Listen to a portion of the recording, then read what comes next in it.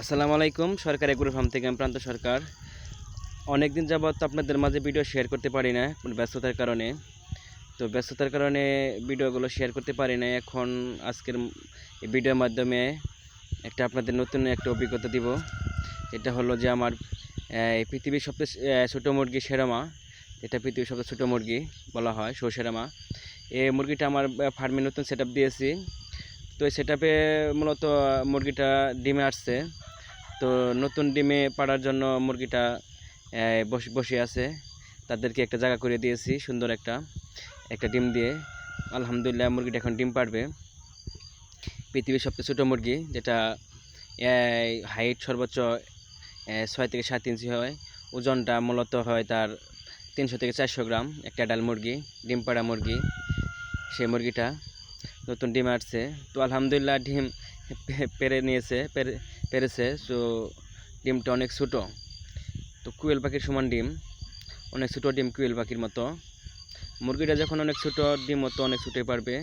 তো আলহামদুলিল্লাহ আমার বাসায় এসে নতুন ডিমে আসছে। আলহামদুলিল্লাহ এই ডিম থেকে আমি বাচ্চা ফুটাবো। তো সবাই দোয়া করবেন যে 20 ডিম যেন পাই। ডিম পাড়ার পর মুরগিটা ক্লান্ত হয়ে গেছে, তো এখন পানি খাচ্ছে। তো এখানে আমার আরও কিছু সেট আছে। তো এটা কলম্বিয়ান লাইট ব্রাহ্মা, এগুলো আমার নতুন সেট আপ। এগুলো ডিমে আসবে কিছুদিনের মধ্যে, অনেক গরম। তো মুরগিটা এখন বসে আছে, পেটে ডিমে আছে, 2-1 দিনের মধ্যে ডিম পারবে। আর এটা হচ্ছে আমার ইন্ডিয়ান আশিল ফাইটার। এটা মূলত ডিম পাড়ার পরে কুচে বসেছে।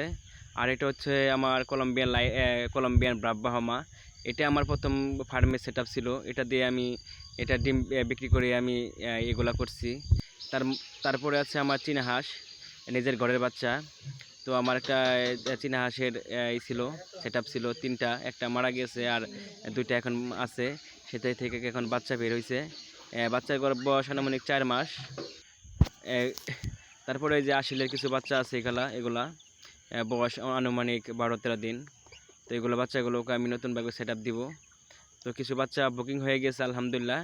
নতুন চলে যাবে শুক্রবারে। সবাই দোয়া করবেন। আসসালামু আলাইকুম।